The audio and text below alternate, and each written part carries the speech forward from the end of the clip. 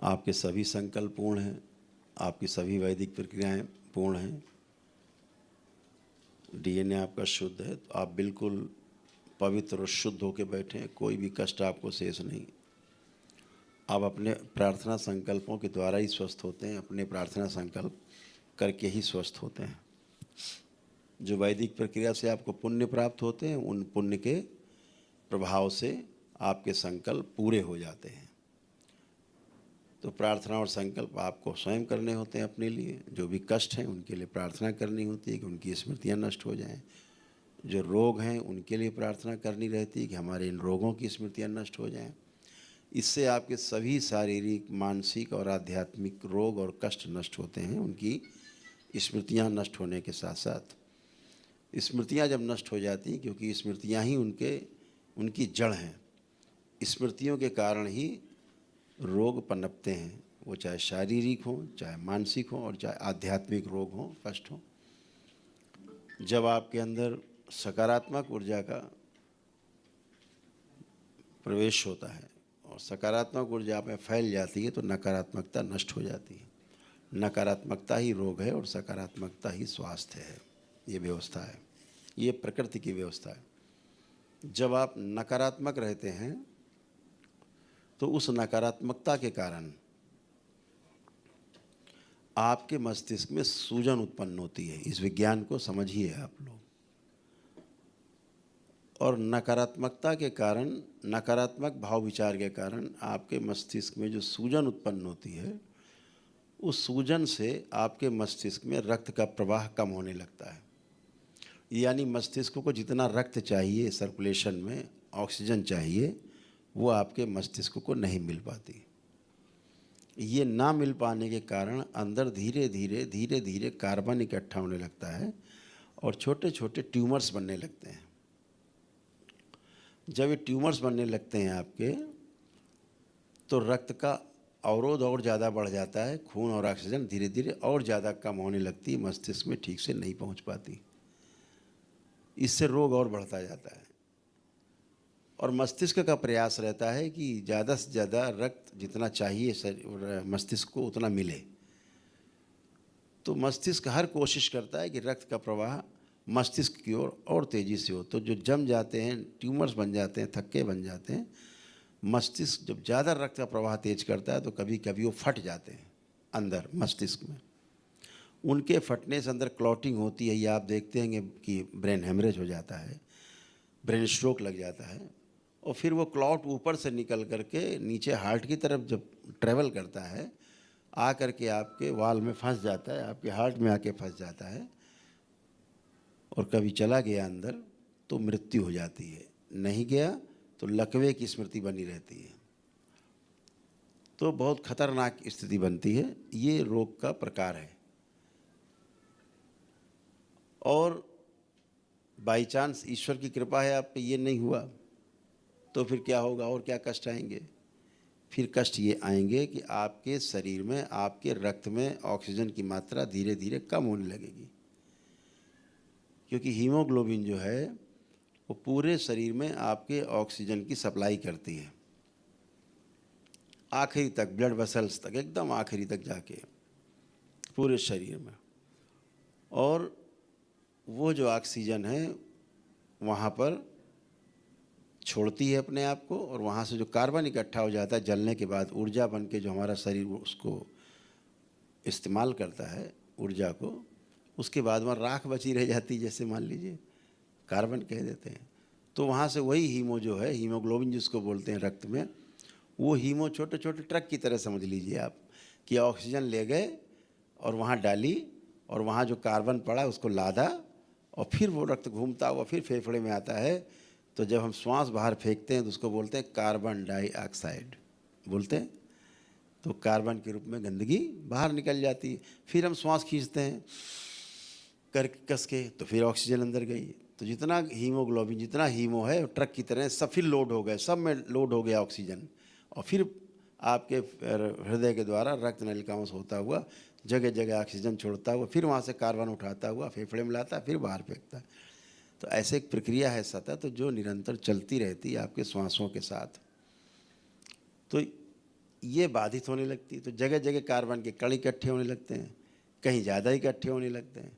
तो धीरे धीरे वो कार्बन जो है गांठ का रूप कभी कभी लेने लगता है, कभी कभी कहीं कहीं गांठें बनना शुरू हो जाती, टेंडेंसी बन जाती है। तो वो गांठें बनते बनते कभी ज़्यादा ग्रोथ हो गई तो वो डॉक्टर साहब बता देंगे कि आपको कैंसर हो गया है। तो ये समस्याएं कहाँ से पैदा हो रही हैं? केवल हमारे नकारात्मक रहने के कारण ये समस्याएं पैदा हो रही हैं। जड़ है नकारात्मकता, निगेटिविटी। और निगेटिविटी कहाँ से आती है? तो वो निगेटिविटी आती है आपके स्वयं के द्वारा निर्मित की गई स्मृतियों से, जो आपकी पड़ी हुई चित्त में आपकी जो स्मृतियां हैं वो पड़ी हुई हैं। और वह स्मृतियां जब भी आगे आती हैं आप बिल्कुल वैसे ही रिएक्ट करते हो। जैसे आपके सामने खरगोश का बच्चा आ जाए, आप प्रेम करने लगोगे। स्मृति पीछे पड़ी है ना कि खरगोश आपका कुछ बिगाड़ नहीं सकता है, आप उसको प्रेम करोगे और पुचकारोगे। और अचानक सामने से भेड़िया आ जाए, शेर दिख जाए, तो आप तुरंत पेड़ पे चढ़ लोगे। हैं? स्मृति आ गई ना पीछे कि ये खा जाएगा, मार देगा। तो जो स्मृति जैसे आगे आती है तो आप वैसा ही करते। तो कहा जाता है कि मनुष्य परिस्थितियों का दास है। दरबार कहता है ऐसा बिल्कुल नहीं है। मनुष्य परिस्थितियों का नहीं, मनुष्य स्मृतियों का दास है, गुलाम है स्मृतियों का। जिस व्यक्ति को आप प्रेम करते हैं, अगर उसके विरुद्ध कोई बात करे कोई, आपको स्वीकार नहीं होती, क्योंकि आपके पीछे स्मृतियां पड़ी उसकी अच्छी अच्छी, वो आप स्वीकार नहीं करने देगी। और अगर किसी को आप घृणा करते हैं, हेट करते हैं, नफरत करते हैं, उसकी कोई बड़ाई करने लगे, आपको स्वीकार नहीं होगी, क्योंकि पीछे स्मृतियां पड़ी हैं, आपको स्वीकार नहीं होने देंगी। तो नकारात्मकता का और सकारात्मकता का ऐसा खेल है, ऐसा सर्कस है जिसमें सब फंसे रहते हैं। तो दरबार क्या करता है कि जब आप दरबार से जुड़ते हो, वैदिक प्रक्रिया से गुजरते हो, पूरी तरह सकारात्मक होते हो, तो दरबार आपसे कहता है कि बाबा से दीक्षा जरूर ले लेना। क्यों? ताकि हमेशा आप सकारात्मक बने रहो। तो सकारात्मक कैसे बने रहोगे हमेशा? दरबार ने तो कर दिया आपको सकारात्मक, फिर आप कुछ करेंगे गड़बड़ जरूर। तो कहते दीक्षा ले ली तो क्या हुआ? दृष्टा भाव में रह करके हम अच्छे बुरे का आकलन दूर से खड़े होकर कर सकते हैं। तो स्मृतियों में हम लिप्त नहीं होते, हम जजमेंट कर पाते हैं। जैसे जज होता है, बैठता है चेयर पे तो जजमेंट करता है, ना इस पक्ष में इन्वॉल्व है ना उस पक्ष में इन्वॉल्व है। ऐसे दृष्टा भाव है। जब आप ऐसे रहते हैं तो आपको कोई पीड़ा नहीं होती। पीड़ा जो दो पक्ष लड़ रहे हैं जज के सामने उनको है, जज को कोई पीड़ा नहीं अंदर हो रही है। वो तो जजमेंट कर देगा, जिसका गड़बड़ है हटो, सही है तो ले जाओ। ऐसे ही आप जब ऐसे जज बन जाते हैं दृष्टा भाव से, तो आप सकारात्मक बने रहते हैं। तो दरबार क्या करता है? स्थूल रूप से आपके शरीर में, मस्तिष्क में स्वेलिंग आ गई है, तो मस्तिष्क की सूजन को हटाने का उपाय इस पृथ्वी पर है नहीं। अगर आप जाएंगे आधुनिक चिकित्सा विज्ञान के पास तो कहेगा ठीक है मस्तिष्क में स्वेलिंग हो गई, आप पागल हो रहे हैं, धीरे धीरे चक्कर आ रहे हैं, लकवा मार जाएगा, ब्रेन स्ट्रोक लगेगा, तो हम आपकी खोपड़ी चीरेंगे, सूजन निकालेंगे। अब बताओ, उस खोपड़ी चीर के सूजन निकलेगी? एक बार हो गया सर्जरी, फिर दोबारा फिर आओ, क्योंकि स्मृति हो तो दोबारा कराएगी सर्जरी, तिबारा कराएगी, उसके बाद हर ईयर काम खत्म। डॉक्टर साहब बोलेंगे क्या करें, बहुत प्रयास किया। आप भी कहोगे अरे वाह भाई, डॉक्टर साहब ने तो रात दिन एक कर दिया, बेचारे खाना नहीं खाए, लगे रहे ओटी में, मार डाला हमारे आदमी को। कोई बात नहीं, हमारे कर्म ऐसे थे, ऐसे कर लेते हैं, हमारे भाग्य ऐसे थे। बोले हार्ट अटैक हो गया, मर गए अस्पताल में, संतुष्ट हैं आप। लेकिन आप ये नहीं देख पाते हैं कि उसकी मृत्यु नकारात्मक रोगी स्मृतियों के कारण हुई है, जहां डॉक्टर साहब खुद असहाय हैं। डॉक्टर साहब उन रोगी नकारात्मक स्मृतियों के खुद शिकार हैं, खुद रोगी हैं। डॉक्टर साहब रोगी हैं, डॉक्टर साहब का परिवार रोगी है, तड़प रहा है, बाहर मुस्कुरा रहे हैं, अंदर से रो रहे हैं। डॉक्टर साहब घर से लड़ के चले आ रहे हैं, आके ऑपरेशन, पता नहीं कोई नसें काट दी गुस्से में, मरीज को पता नहीं, बेचारा वो तो बेहोश लेटा है। तो ऐसे नकारात्मकता रहती है। एक बार मैं गया मैसूर, साउथ में दरबार के कार्यक्रम थे, तो एक बहुत बड़ा संस्थान है देश का, तो उन स्वामी जी ने हमसे कहा कि हमारे अस्पताल भी चलिए। 2200 बेड का हॉस्पिटल है मैसूर में, 2000 बेड से प्लस, बहुत सुंदर अस्पताल। वो उनके हजारों संस्थान है देश विदेश में बने हुए, बहुत बड़ा संस्थान है। देश के सभी सम्मानित लोग वहाँ जाते हैं, चाहे राष्ट्रपति हों, चाहे प्रधानमंत्री हों, चाहे मुख्यमंत्री, सभी लोग जाते हैं, सब लोग भाग लेते हैं। अच्छे अच्छे कार्यक्रम होते हैं वहाँ। तमाम स्कूल कॉलेज हैं, बड़े बड़े इंजीनियरिंग कॉलेज हैं, मेडिकल कॉलेजेस हैं, तमाम संस्थान हैं शिक्षा के, स्वास्थ्य के। तो हमको जिद करके वहाँ ले गए, बोले आप चलिए। तो हम गए, तो जो वहाँ प्रिंसिपल वगैरह सब लोग ले गए हमको, डीन वगैरह सब थे साथ में। बोले गुरुदेव कहाँ आप चलना पसंद करेंगे अस्पताल में? हमने कहा तो कहीं भी ले चलो।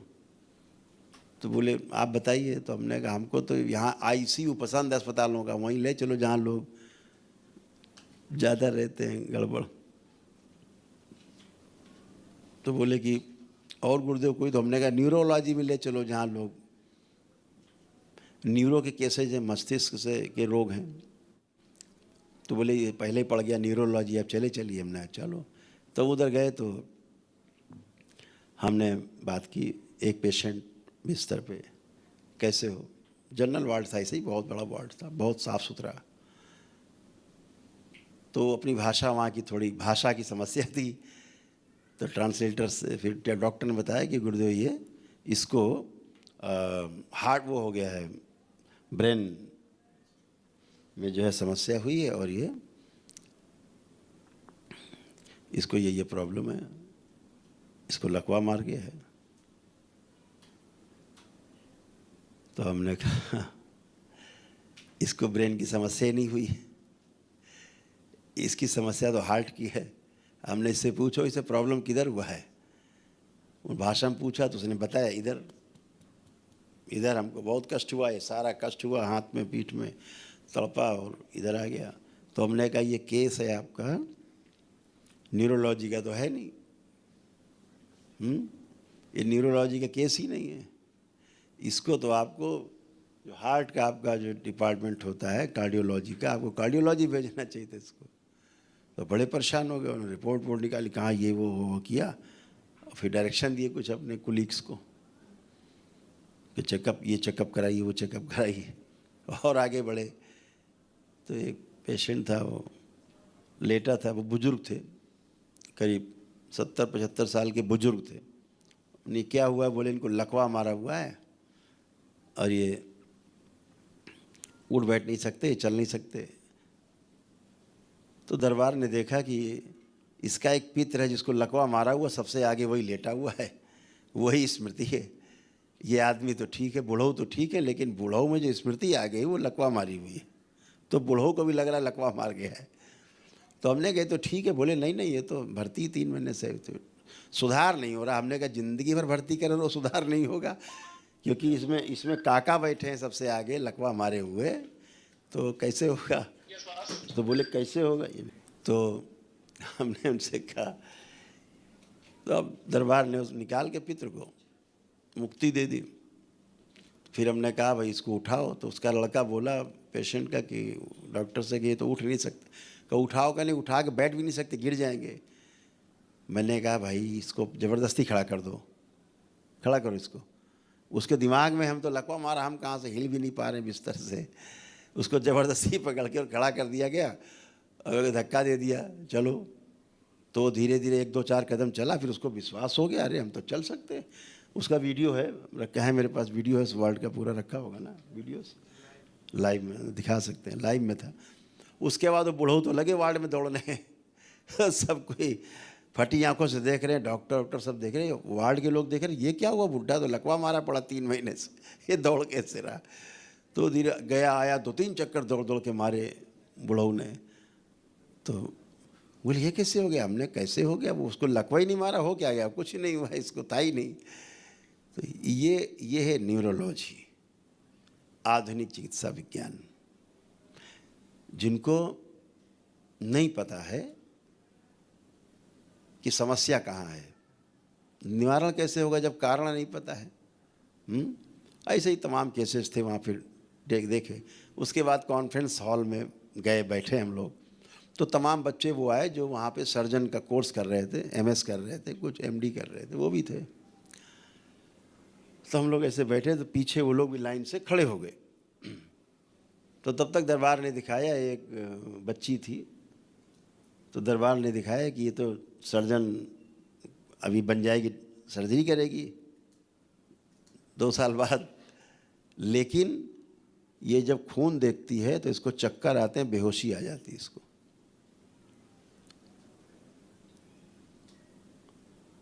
तो हमने कहा ये लड़की खड़ी है, क्या कर रही है? बोले सर्जन MS कर रही है।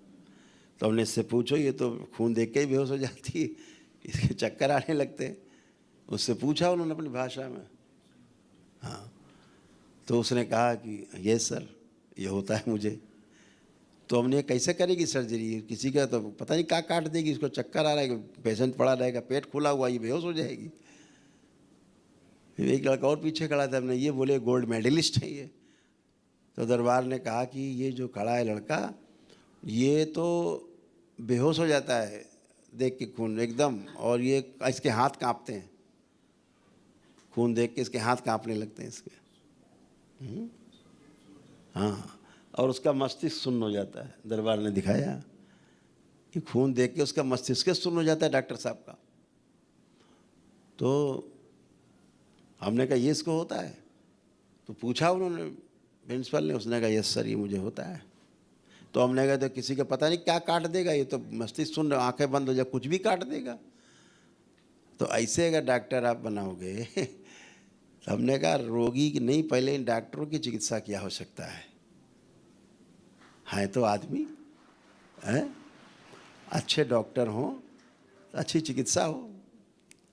तो अभी हमसे एक पद्म भूषण है, उनको पद्मश्री हैं, राष्ट्रपति ने अवार्ड दिया, डॉक्टर हैं बड़े, अभी हमसे मिलने आए।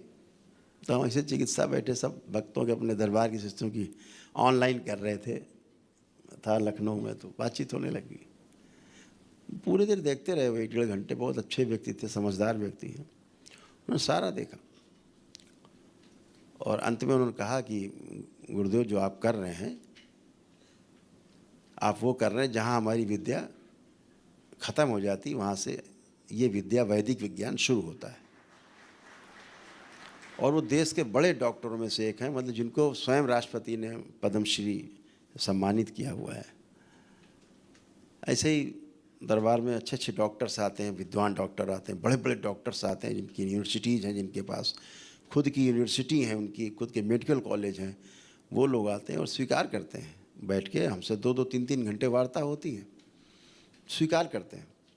दरबार तो कहता है जहाँ आपका काम ख़त्म हो जाता है, जब आप बता देते हो कि आप वेंटिलेटर पे चले गए, भगवान को याद करो, तो आ जाओ भगवान के दरवाजे, भोलेनाथ तो बैठे हैं, माँ तो बैठी है। वो सही कहते हैं, अभी भगवान से प्रार्थना करो।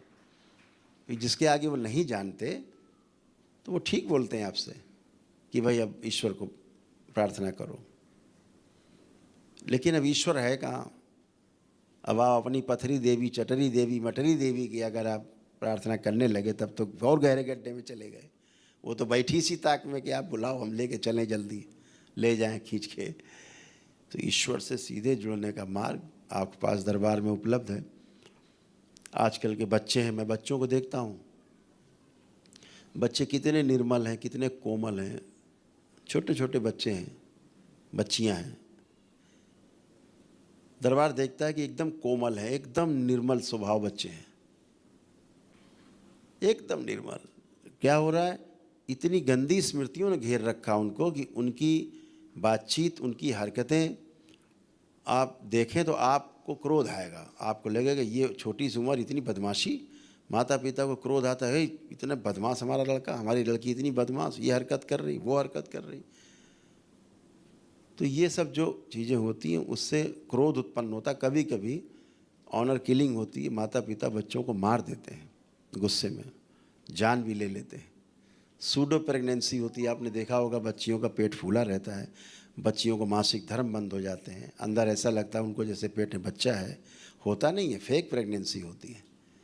तमाम जगह ऐसे अज्ञानता में बच्चों को जान से मार देते हैं कि इज्जत चली जाएगी, इसके पेट में बच्चा कहाँ से आ गया। बच्ची को तो पता ही नहीं कि पेट में हमारे बच्चा कहाँ से आ गया है, बच्ची को तो कुछ भी नहीं पता, जानती नहीं है वो।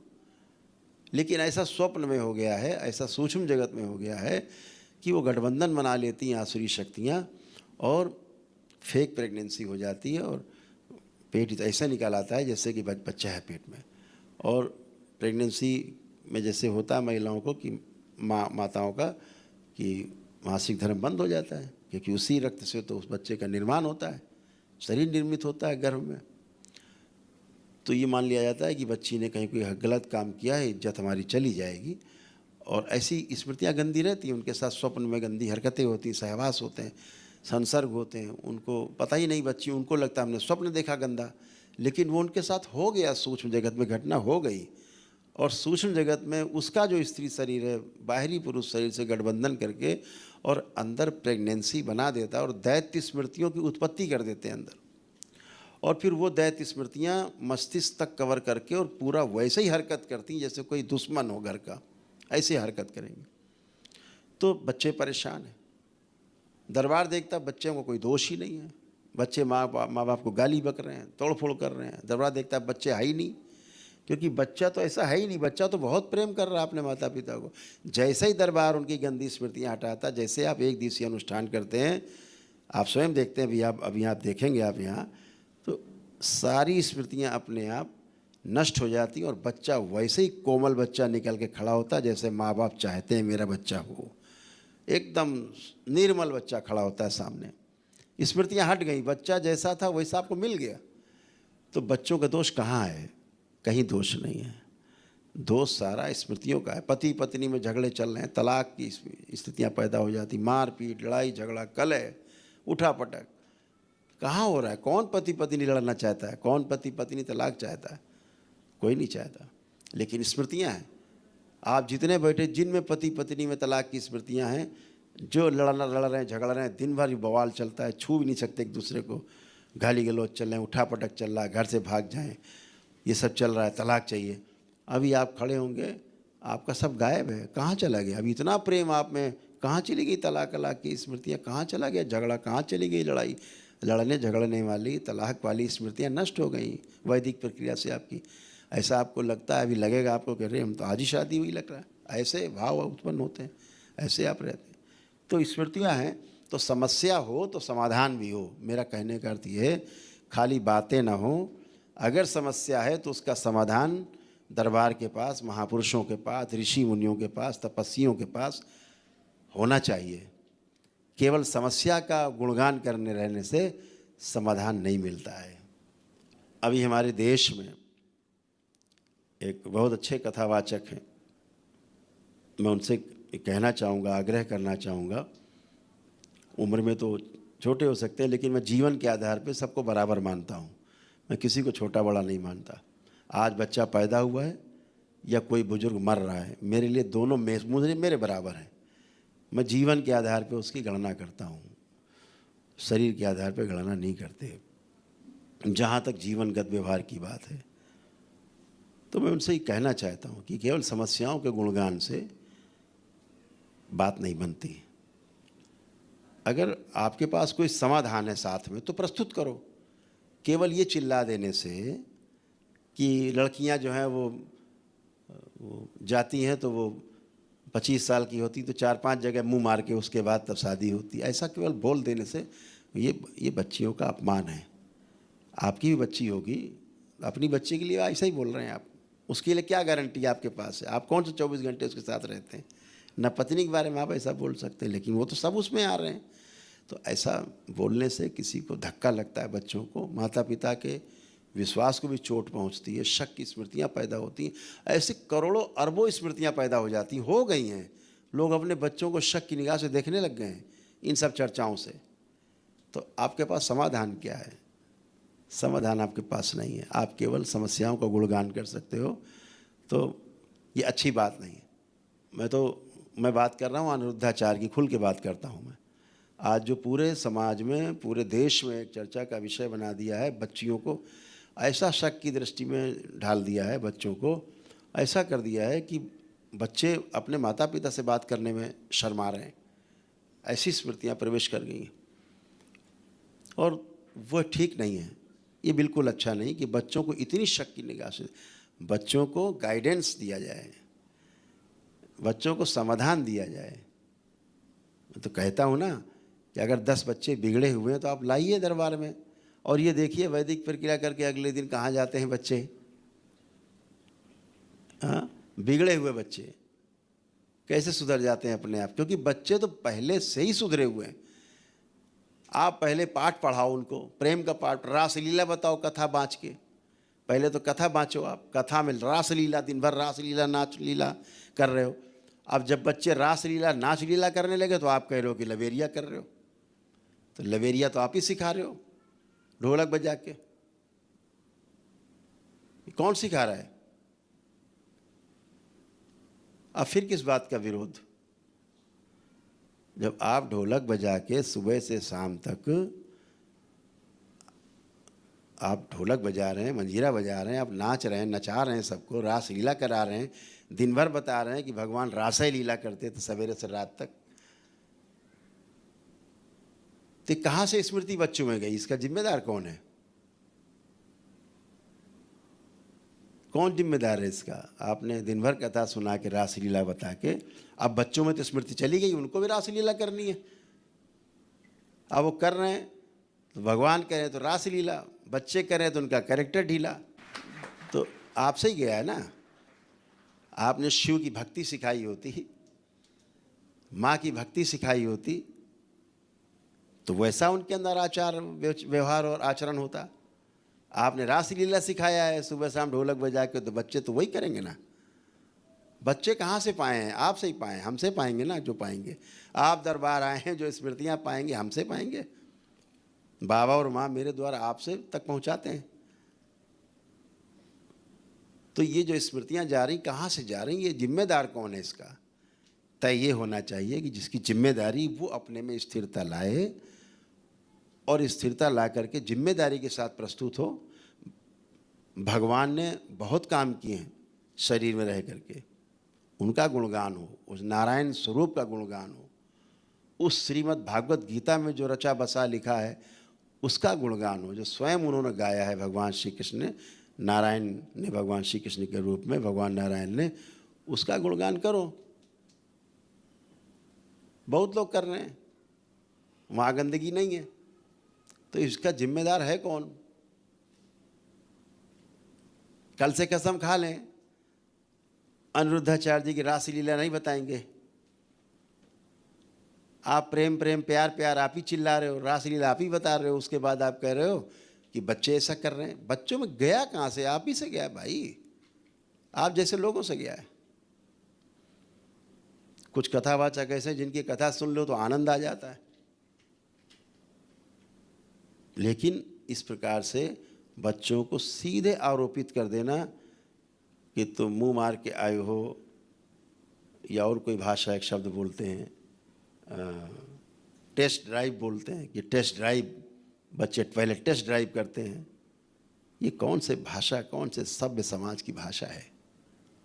महाराज जी संयम रख करके बच्चों का जो अच्छा पक्ष है उसको उद्घाटित करिए,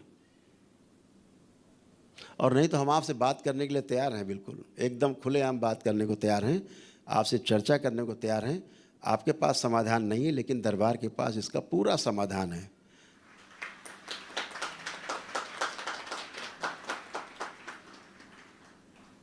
तो बच्चों को सीधे आरोपित कर देना, इस बच्चों में जो आज दिख रहा है पीछे से आ रहा है, कहीं से सीख के आ रहे हैं, पीछे से माता पिता से आ रहा है, या गुरुओं से आ रहा है, या हमारे जो लोग बैठे हैं आगे ज्ञान देने वाले, दिशा देने वाले, उनसे आ रहा है। तो झांकने की पीछे आवश्यकता है कि बच्चों में आ कहाँ से रहा है। सीधे सीधे आप कह रहे हो कि नहीं ऐसा सब लोग नहीं है, 75% हो गए, तो आप में सबको कटघरे में खड़ा कर दिया। आपने तो 100 के 100 में कटघरे में खड़ा कर दिया। अब कौन बच्चों को सर्टिफिकेट देगा कि भाई ये मुंह मार के नहीं आए हैं या टेस्ट ड्राइव नहीं लिया है? ये चीज़ें थोड़ा समाज में स्वीकार योग्य नहीं, इसको थमना चाहिए। इसके स्थान पर समाधान पे चर्चा करनी चाहिए कि अगर ये रोग है तो समाधान क्या है इसका, तो समाधान के साथ प्रस्तुत हो। अगर आपके पास समाधान नहीं है महाराज जी, दरबार के पास पूरा पूरा समाधान है। जो सबसे बिगड़े बच्चे हों भेजो मेरे पास ना, देखो कैसे समाधान देता है दरबार आपको प्रमाण के साथ। ये तो मैं अपने चैनल में बात आपसे बहुत आग्रह कर रहा हूँ, आपसे प्रेम भाव से कह रहा हूँ। मेरे को आपसे दुराग्रह नहीं है, हम लोग बहुत प्रेम करते हैं आपसे, लेकिन आग्रह यही है कि एक साथ बच्चों को इस तरह से ना किया जाए। मेरा ऐसा आग्रह है आपसे। कई संत लोग हैं, अपनी अपनी बात सबको कहने का अधिकार है, लेकिन ऐसे खुलेआम आरोपित करना वो मेरे ख्याल से अनुचित है। तो समाधान के साथ बात की जाए। समस्या पे चर्चा करने से कुछ नहीं निकलने वाला, कीचड़ उछालने से कुछ नहीं होगा। सफाई पे बात की जाए, कैसे साफ सुथरा हो, इतनी बात। तो दरबार यही सब करता है, उसके लिए आप सभी दरबार से जुड़े हो। गंदगी बचती नहीं आप में, स्मृतियाँ गंदी बचती नहीं, रोग कष्ट बचते नहीं। जो असाध्य हैं वो धीरे धीरे वो भी नष्ट हो जाते हैं उनके, क्योंकि स्मृतियाँ नष्ट हो जाती हैं। अगर शरीर में आपके ऑर्गेन्स, आपके बॉडी के अंदर जो अंदरूनी अंग हैं, अगर वो अंदर सुरक्षित हैं, ज़्यादा नष्ट नहीं हुए, तो आपका मस्तिष्क स्वयं ही उनको सुधार लेता है, स्वयं चिकित्सा कर लेता है। आप कभी मत सोचो कि कोई दवाई से कोई अंदर इलाज हो जाता है। दवा इतना ही काम करती है कि बाहरी आक्रमण से बचाती है, तो आपका मस्तिष्क, आपका शरीर अंदर स्वयं को सुरक्षित रख करके और डेवलप कर लेता है, फिर से रोगों से लड़ करके सुरक्षित हो जाता है, नया हो जाता है। इतनी बात। दरबार आपको वैदिक प्रक्रिया से आपके तमाम ऊर्जा आपके आसपास इकट्ठी होती, शरीर में इकट्ठा होती है, और वह ऊर्जा ही आपको आपकी प्रार्थना से, आपके संकल्प से आपको स्वस्थ कर देती है। आप सब प्रमाण हो दरबार के, लाखों प्रमाण दरबार के उपस्थित हैं समाज में, जो चिल्ला चिल्ला के कहते हैं कि हम दरबार आए, दरबार की, घर से ही बैठ के पूजा पाठ की और हम स्वस्थ हैं। तो गलत पूजा पाठ ना की जाए, केवल अपने माता पिता, अपने परिवार के साथ रह करके। बच्चे मुझे लगता है सब अच्छा करना चाहते हैं, और मेरी शुभकामनाएं सभी बच्चों को कि वो अच्छा करें। अभी दरबार ने इसी सब चीज़ों को देख करके एक कार्यक्रम चलाने का संकल्प किया है कि जितने ऐसे बच्चे हैं जो शिक्षा के क्षेत्र में जुड़े हैं और स्मृतियां भटका रही हैं, तो दरबार उन सब बच्चों का बिल्कुल एकदम निःशुल्क उनके लिए वैदिक अनुष्ठान करेगा। एक समाधान प्रस्तुत करेगा दरबार, ताकि उनकी शिक्षा अच्छी हो, पढ़ाई लिखाई अच्छी हो, माता पिता गुरुओं के प्रति उनका व्यवहार अच्छा हो, उनका जीवन, उनका भविष्य मंगलमय हो, शुभ हो। तो आप सभी लोग भी अपना लेपन वगैरह जो होता है मस्तिष्क में जो करते हैं नाभि पे, उसको करें। अगियारी जरूर घर में रखें। जब कोई वैदिक अनुष्ठान मेरे द्वारा किया जाता है तो उसको आप जुड़ जाएं, उसको जला करके। यही छोटी छोटी बातें हैं। आप दरबार को अच्छे से समझते हैं, बहुत अच्छे से समझते हैं। और आप इसी तरह, मेरे ख्याल से एक बच्ची बैठी मैं देख रहा हूँ, शायद ये